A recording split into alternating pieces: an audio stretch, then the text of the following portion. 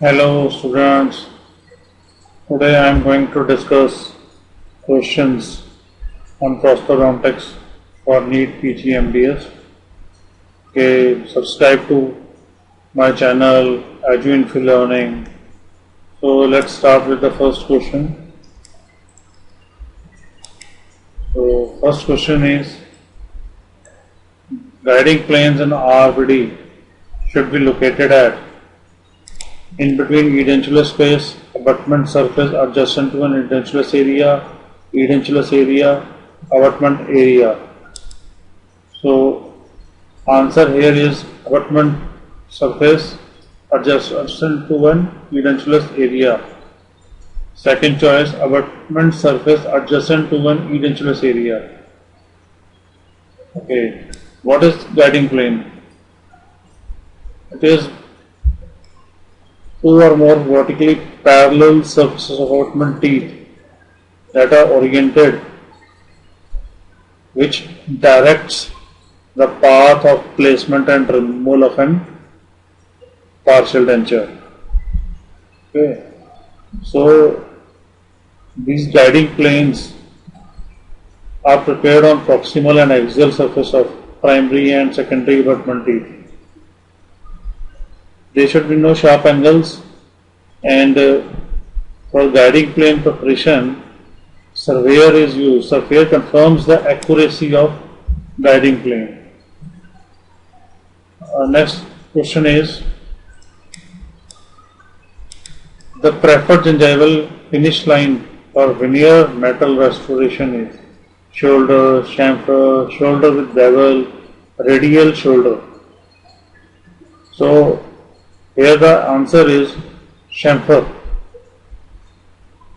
It is the finish line of choice for cast metal restoration and lingual margins of metal ceramic restorations.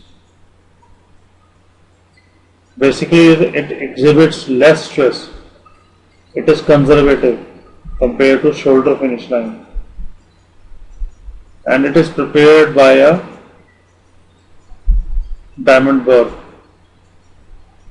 Okay, that is torpedo diamond burr. So answer is chamfer.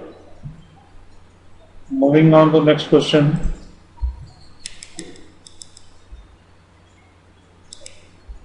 Tissue conditioning materials.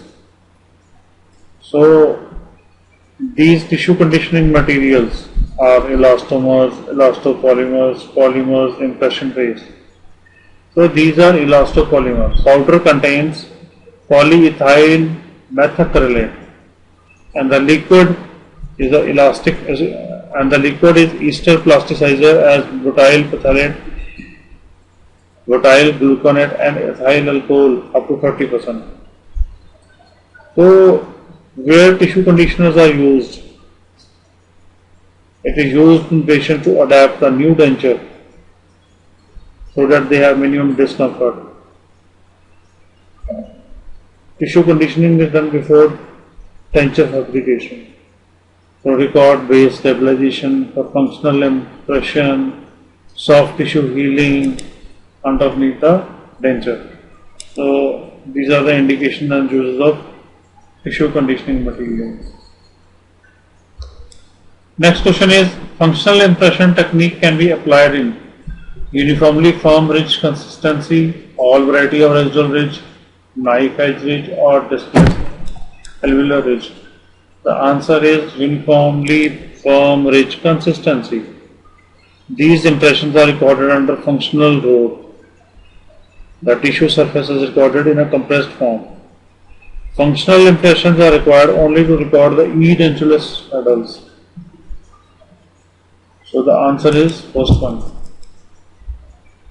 Next question is, a rapid reciprocal arm of a clasp may also act as an auxiliary indirect retainer. So reciprocal arm, a clasp arm, is used in a removable partial denture to oppose the action of some other parts of the prosthesis.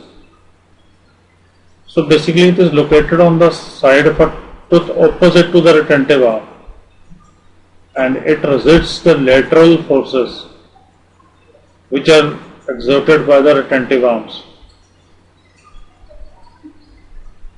So answer here is the auxiliary indirect retainer.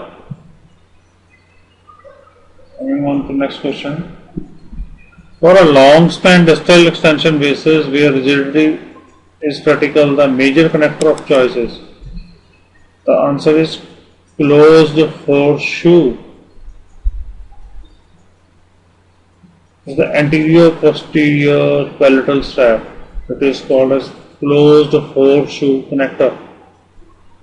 This is used in this prosthesis. It is a rigid major connector used in most maxillary partial dentures. Next question is contact design. Contact design which shows tissue contact resembling the letter T whose vertical arm is on the crest of a ridge. Choices are ridge lap, conical, modified ridge lap and ovate. So here the answer is modified ridge lap. This is a modified ridge lap. It's a combined and best features of hygienic and subtle contact design. To enable it is used basically to optimal plaque control.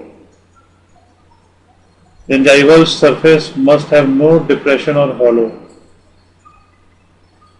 It should be convex as possible from mesial to distal. And the tissue contact should resemble a letter T whose vertical arm ends at the crest of the ridge. This is the design of a modified ridge slab contact. And the last question today is the ideal crown height space needed for a fixed implant prosthesis should range between, and it should range between 8 to 12 millimeter. The ideal crown height space is 8 to 12 millimeter, 1 millimeter of soft tissue, 2 millimeter of occlusal material thickness and 5 millimeter of the abutment thickness. That's all for today. Thanks and visit our channel neatpg.eduinfy.com.